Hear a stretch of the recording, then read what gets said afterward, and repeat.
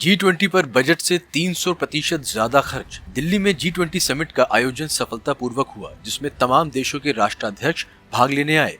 इस समिट के अलावा भारत ने अन्य देशों के साथ द्विपक्षीय वार्ता भी की और जरूरी निर्णय पर चर्चा की। इसमें एक महत्वपूर्ण घोषणा भारत मिडिल ईस्ट यूरोप के इकोनॉमिक कॉरिडोर के बारे में की गई, जो एक महत्वपूर्ण विकल्प के रूप में प्रस्तुत किया गया है। हालांकि इस उत्सव के बाद कुछ विपक्षी दल आरोप लगा रहे हैं कि सरकार ने समिट के आयोजन में पहले से आवंटित किए गए बजट से 300% ज्यादा खर्च किया है। टीएमसी सांसद साकेत गोखले ने एक ट्वीट में आरोप लगाते हुए पूछा कि पिछले केंद्रीय बजट में G20 शिखर सम्मेलन के लिए कितना आवंटन किया गया था और उसके अनुसार सरकार ने वास्तव में उससे 300% ज्यादा खर्च किया है या नहीं। सरकार का जवाब। इन आरोपों के बाद सरकार ने इसका जवाब देते हुए इसे गलत और भ्रांतिपूर्ण बताया है। सरकार की तरफ से इस मुद्दे पर फैक्ट चेकिंग टीम PIB ने विस्तार से जांच की है और ये खुलासा किया है कि ये खर्च सिर्फ G20 समिट के लिए नहीं किया गया, बल्कि इसमें लॉन्ग टर्म इंफ्रास्ट्रक्चर और एसेट में निवेश भी शामिल था, जिससे देश के विकास को रफ्तार मिलेगी। इससे साफ होता है कि ये खर्च सिर्फ एक समिट के लिए नहीं था, बल्कि यह एक लंबे समय के लिए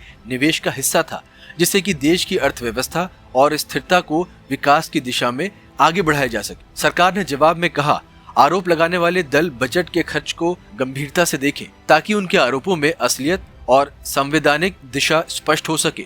देश के विकास के लिए इस प्रकार के निवेश अकेले समिट के आयोजन से नहीं, बल्कि लंबे समय के निवेश के रूप में भी महत्वपूर्ण हो सकते हैं। इसलिए इस मुद्दे पर समझदारी से चर्चा करनी चाहिए। सही जानकारी हासिल करना जरूरी है ताकि सच्चे फैक्ट्स के आधार पर निर्णय लिए जा सके। हाल ही में G20 की बैठक के दौरान बारिश के चलते 2700 करोड़ से बने भारत मंडपम में पानी भर गया था, जिसके बाद सभी विरोधी दल सवाल उठाते हुए आरोप लगा रहे थे कि ये एक बहुत बड़ा घोटाला है।